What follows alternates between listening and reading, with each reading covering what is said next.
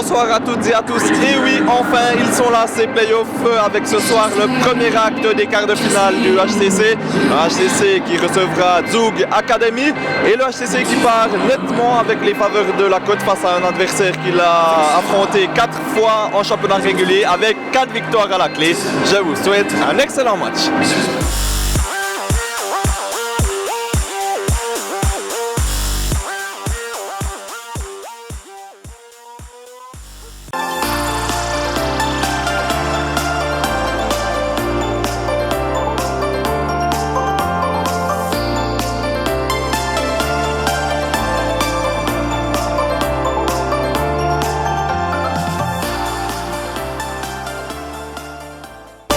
Raphaël Herbe, vous êtes joueur du HC La Chaux-de-Fonds, blessé depuis longtemps, depuis un moment, depuis le début de la saison quasiment.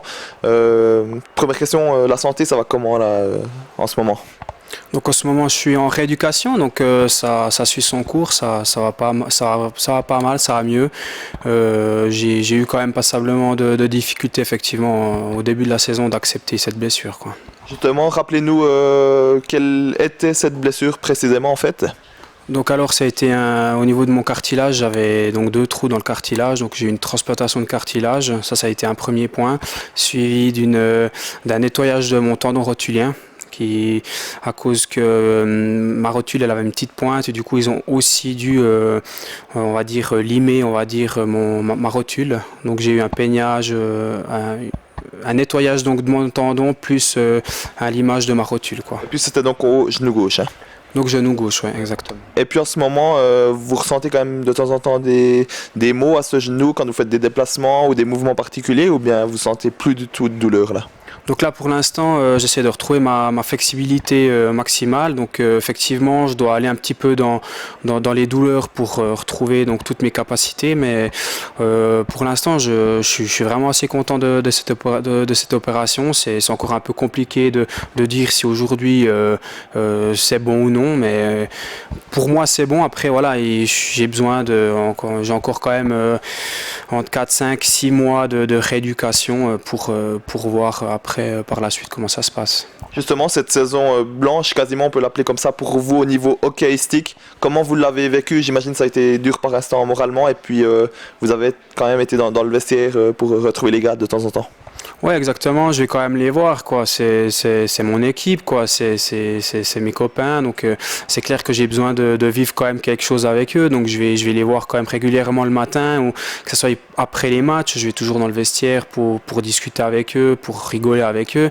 Après, ouais, une saison blanche, ça a été quand même assez compliqué, surtout que ça arrivait vraiment au début de la saison, quoi, reprise des entraînements début août, donc ça, du jour au lendemain, j'ai su que je devais me faire opérer, donc et que après la rééducation c'était entre 6 à 8 mois, donc c'est quelque chose qui m'a fallu, je pense, vraiment du temps à accepter. Et ouais, puis surtout que cette année c'est quand même une année importante, quoi. C'est les 100 ans du club, donc ouais, ça a été très très difficile, ouais, clairement. Et puis justement, vous êtes sous contrat au HC La Chaux-de-Fonds jusqu'au terme de cet exercice ici. Vous avez encore une convalescence de plusieurs mois, vous l'avez dit tout à l'heure.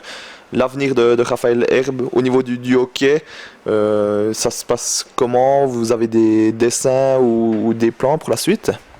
Donc pour moi, j'ai des plans. Après, je prends vraiment sur ma situation de blessure. Je veux simplement aujourd'hui penser à guérir, à revenir, et la suite on verra, quoi. Je me pose quand même des questions, mais pas forcément trop. Je veux simplement, je fais beaucoup de fitness, beaucoup de physiothérapie pour avoir un genou qui oui va me permettre de pouvoir refaire du hockey, mais aussi qui va me permettre de par la suite ne plus avoir de douleur, que ça soit aussi pour les activités comme tout le monde, quoi, hors sport. Donc ouais, là je suis plus dans ma rééducation, plutôt essayer de faire le maximum pour retrouver 100% de mes capacités, et puis vraiment être le mieux possible pour début août, on va dire, de l'année prochaine.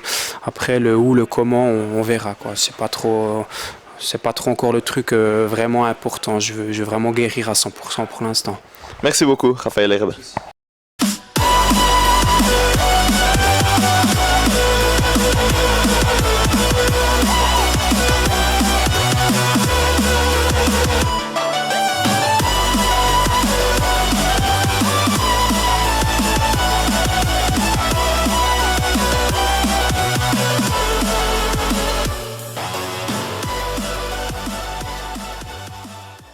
David Stempfli, victoire 5-3 du HC La Chaux-de-Fonds ce soir face à Zug Academy. 1-0 dans cette série, c'était important de maintenir cet avantage de la glace.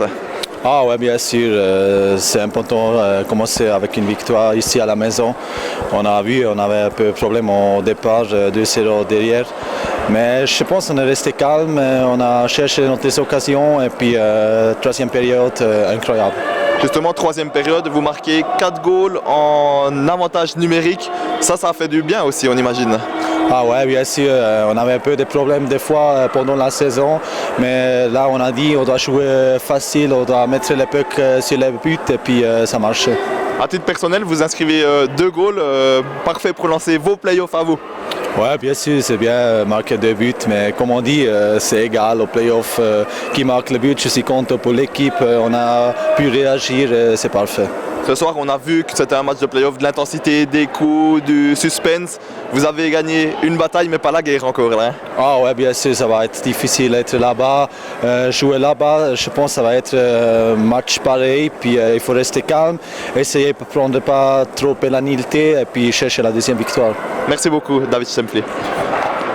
Serge Pelletier, voilà le HCC qui mène 1-0 dans cette série de quart de finale face à Zug Academy, mais ce fut compliqué ce soir. Hein? Oui, l'entrée en matière n'a pas été facile ce soir. On s'attendait à un Zug Academy qui était pour venir ici et puis jouer avec l'énergie du désespoir.